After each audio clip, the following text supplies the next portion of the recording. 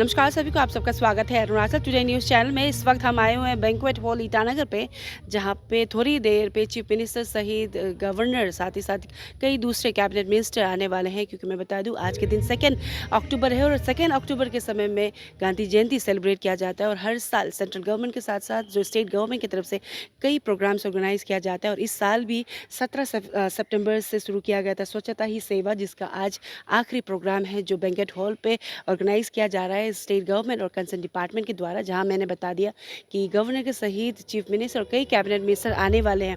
और इस साल का जो है जो रखा गया है स्वच्छ भारत दिवस के नाम से रखा गया है।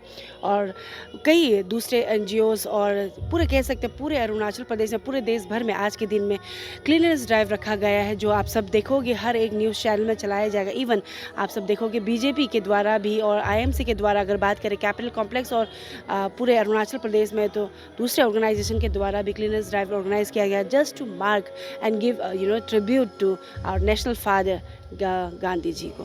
तो हमारे साथ बने रहिए और देखिए हमारा पूरा रिपोर्ट आज बैंक्वेट हॉल से।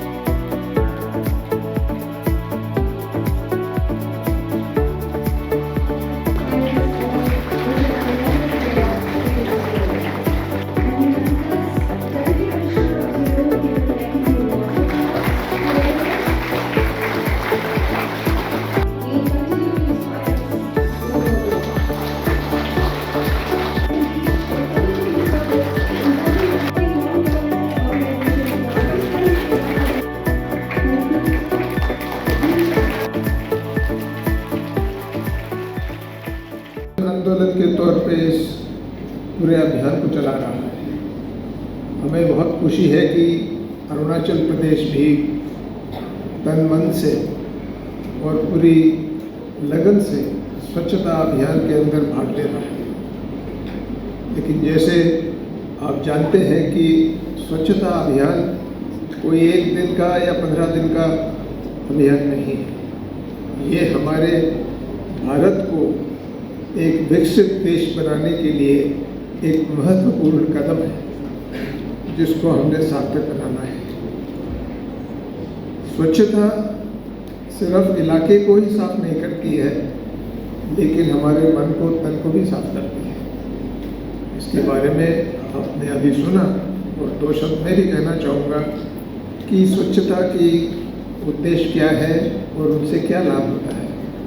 इसका उद्देश्य है कि हमारा वातावरण स्वच्छ हो, हमारा रहन सहन स्वच्छ हो, हमारा खान पीन स्वच्छ हो और हमारे सोच विचार स्वच्छ हो। तो स्वच्छता सिर्फ ज़मीन की स्वच्छता नहीं है, बल्कि एक शारीरिक, मानसिक और नैतिक स्वच्छता भी इसमें शामिल है। नहीं होता तो इस कार्यक्रम में उतना हम लोग को कलरफुल और इस प्रोग्राम का सक्सेस हम लोग कर नहीं पाता। तो जितने भी स्टूडेंट्स और ऑर्गेनाइजेशंस और ख़ास करके NGOs, आप सब लोग जो जुड़े हुए हैं आज के इस इवेंट में, आप सबको मैं एक बार फिर स्वागत करता हूँ।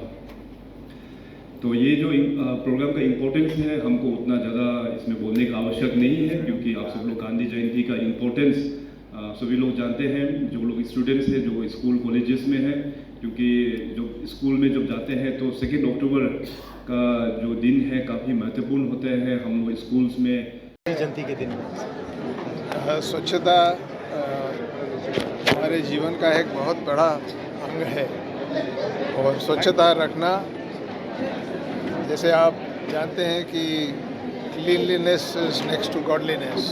स्वच्छता रखना हमारे देश के लिए, हमारे राज्य के लिए, हम सब के लिए जो है बहुत महत्वपूर्ण है। स्वच्छता से हम स्वस्थ रह सकते हैं, शारीरिक तौर से भी और मानसिक तौर से भी।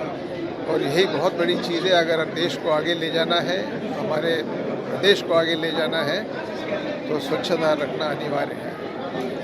धन्यवाद। स्वच्छता की गांधी जयंती के दिवस है, आपकी तरफ से क्या मैसेज सबसे पहले? सबसे पहले तो हमारे जितने भी मीडिया दोस्तों हैं, आप सभी के चैनल्स के माध्यम से गांधी जयंती का ढेर सारा शुभकामनाएं मैं अपने राज्य के वासियों को देना चाहता हूं। और ये 2 अक्टूबर हम सभी के लिए बहुत ही इम्पोर्टेंट है। गांधी जयंती तो है ही है, और जैसे हमारा राष्ट्रपिता गांधी जी का एक सपना था कि इस देश में हम लोगों को स्वच्छता हम लोगों को आगे बढ़ाना चाहिए, और स्वच्छता को लेके उन्होंने ये भी कहा था कि आज़ादी से भी ज़्यादा इम्पोर्टेंट ये स्वच्छता है। स्वच्छता में बेसिकली उनका जो मानना है और हम सभी का ये मानना है कि बेसिकली ब्रॉडली 3 पिलर्स होता है। एक तो होता है कि अपना क्लीन एनवायरनमेंट, इसके बाद क्लीन बॉडी और क्लीन माइंड। तो क्लीन माइंड जो है सबसे इम्पोर्टेंट मैं मानता हूँ कि अपना माइंडसेट जो है हम लोगों का साफ़ सुथरा होना है। अब भले ही आप सराउंडिंग्स को आप साफ़ सुथरा करेगा, घर को साफ़ सुथरा करेगा, लेकिन आपका माइंड जो अगर क्लीन नहीं होगा, माइंड अगर काफ़ी नेगेटिविटी से भरा होगा, तो फिर उसमें समाज में भी काफ़ी नेगेटिविटी बढ़ता है। तो माइंड क्लीनिनेस को लेके काफ़ी इम्पोर्टेंट है। और अरुणाचल प्रदेश में स्वच्छता अभियान, जो स्वच्छता ही सेवा को लेके पिछले 15 दिनों से जो काम चला है, मैं सभी जिला प्रशासन के ऑफिसर्स और सभी सरकारी कर्मचारी को मैं धन्यवाद प्रकट करता हूं। साथ साथ स्वच्छता ही सेवा को जो सक्सेसफुल बनाया है, बहुत सारा NGOs है अक्रॉस अरुणाचल प्रदेश, बहुत सारा ऑर्गेनाइजेशंस है अक्रॉस अरुणाचल प्रदेश। सो उन सभी को भी आज के इस शुभ दिन में मैं धन्यवाद प्रकट करता हूं। और आने वाला दिनों में भी स्वच्छता जो है, आज केवल सिर्फ 2 अक्टूबर या 17 सितंबर से लेके 2 अक्टूबर तक का प्रैक्टिस नहीं रखते हुए, हम लोगों को पूरा 365 डेज में it should be the part and practice of our habit. So इन्हीं चंद शब्दों के साथ में दोबारा आप सभी को गांधी जयंती का ढेर सारा शुभकामनाएं। सर, अरुणाचल प्रदेश में जगह जगह अभी हाईवेज बन रहे हैं, तो नदियों में ये डंपिंग की जाती है। नदियों में कई जगह ऐसी रिपोर्ट मिली, मछलियाँ मर जाती हैं। आप जिस प्रकार नदियों को गंदा किया जा रहा है इंफ्रास्ट्रक्चर के नाम में, डेवलपमेंट के नाम में, आपकी तरफ से क्या मैसेज है? ब्रॉडली जो हाईवेज का जो रोड बना रहा है अक्रॉस द नेशन, तो उसमें अपना उसमें एक प्रोविजंस भी होता है कि उसको डंप डिस्पोजल के लिए भी एक प्रोविजंस होता है। आर्ट कटिंग हम लोग का यहाँ पे हिल एरिया है, जैसे आर्ट कटिंग का जो डेब्रिस जो निकलते हैं, तो उसको लेके एक आइडेंटिफाई करते हैं इंजीनियर्स लोग कि उसको डंपिंग कहाँ करना होता है। तो उस प्रकार से हाईवेज़ का जहाँ तक जो प्रोविजंस है उसमें ऑलरेडी इसमें रखा हुआ है। तो सरकार की ओर से हम लोग ने जो भी रिव्यू मीटिंग होता है, इसको हमेशा हम लोग ने फोकस किया है कि जो एग्जीक्यूटिव इंजीनियर्स है वो लोग साइट विजिट करके आर्ट कटिंग में जो भी डेब्रिस निकलते हैं उसको प्रॉपर डंपिंग एरिया में ही डंप करना है। सर, ओवरऑल अरुणाचल प्रदेश के लिए आपने मैसेज दे दी। सर, स्पेसिफिकली अगर बात करें कैपिटल ईटानगर के मेयर सर भी यहाँ पे उनकी टीम से अर्बन डिपार्टमेंट की तरफ से काफ़ी इनिशिएटिव लिया जाता है क्लीननेस को लेकर। यहाँ के स्पेशली यहाँ के डेनिजन्स के लिए क्या मैसेज है? क्योंकि यहाँ पे कहा जाता है कि पढ़े लिखे लोग ही ज़्यादातर यहाँ रहते हैं, डिस्पाइट डर्टीएस्ट सिटीज़ में। चलिए, आपने ये बहुत इम्पोर्टेंट सवाल पूछा है, क्योंकि ईटानगर नाहरलगुन जो है हमारा ट्विन कैपिटल जो हम लोग मानते हैं, और अरुणाचल का सबसे ज़्यादा पॉपुलेटेड सिटीज़ ये 2 टाउन नहीं है। इसमें अभी क्लीनिनेस को लेके, इसके बाद क्लीनिनेस के साथ में जुड़ा हुआ बहुत सारा पैरामीटर्स है। जैसे हमने अपने बजट स्पीच में डिप्टी CM जो फाइनेंस मिनिस्टर है उनको थ्रू से हम लोग ने अनाउंसमेंट किया है कि हम लोगों का एक मास्टर प्लानिंग हम लोग ईटानगर नाहरलगुन में करेंगे। So based on that announcement कल ही मैंने एक रिव्यू मीटिंग लिया, जिसमें अपना UD मिनिस्टर भी साथ में था, और जो अर्बन डेवलपमेंट और ULB के जो कमिश्नर्स, चीफ सेक्रेटरी, सबको लेके मैंने कल एक रिव्यू मीटिंग लिया है। तो इसमें प्लानिंग सबसे इम्पोर्टेंट है। अभी गंदगी भी तो प्लानिंग नहीं होने के कारण से भी काफ़ी फैल जाता है। तो प्लानिंग को लेके अभी हम लोग ने ब्रॉड पर्सपेक्टिव यहाँ का बनाया हुआ है। ईटानगर नाहरलगुन का चैलेंजेस क्या है, यहाँ का रोड्स में तो काफ़ी काम हुआ, लेकिन और भी कहाँ सेक्टर्स में रोड को सुधार लेके आना है।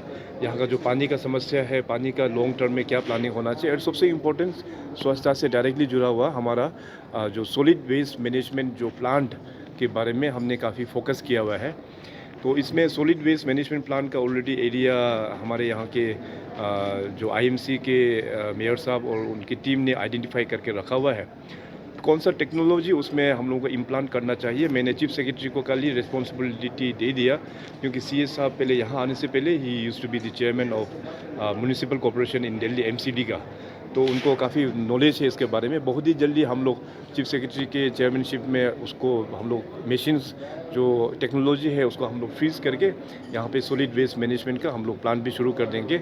और साथ साथ स्वच्छता का साथ में जुड़ा हुआ और ये सेप्टिक जो प्लांट होता है, सेप्टिक वाला जो प्लांट है वो भी इम्पोर्टेंट है। यूएलबी की तरफ से एक प्लांट ऑलरेडी स्टार्ट कर दिया है, फिर बाकी एरियाज़ में उसको किस प्रकार से स्ट्रेंथनिंग करना है इसका तो हमने वेरियस कमिटीज़ हमने कल गठन कर दिया ताकि जल्द से जल्द हम लोग जो मास्टर प्लान है उसको हम लोग ग्राउंड में इम्प्लीमेंट करने के लिए।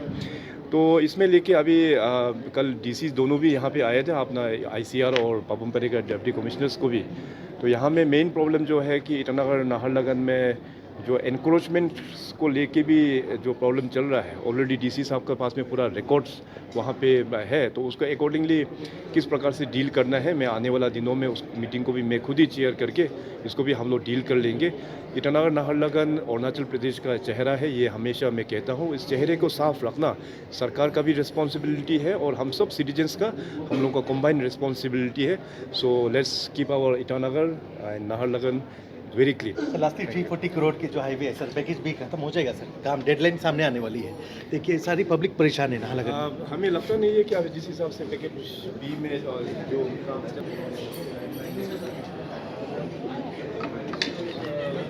उसमें तैयारी पहले से टेंडर का एक पार्ट होता है, सर्टेन माइलस्टोन्स। तो मैंने डिपार्टमेंट को रिसेंटली पूछ कर देखा है तो पैकेज बी का जो कॉन्ट्रैक्टर जो है वो शायद माइन लाइन ये माइलस्टोन्स को मिस कर दिया है, तो उसका रिपोर्ट जो है ऑलरेडी भारत सरकार में हम लोग ने यहाँ से भेज दिया है।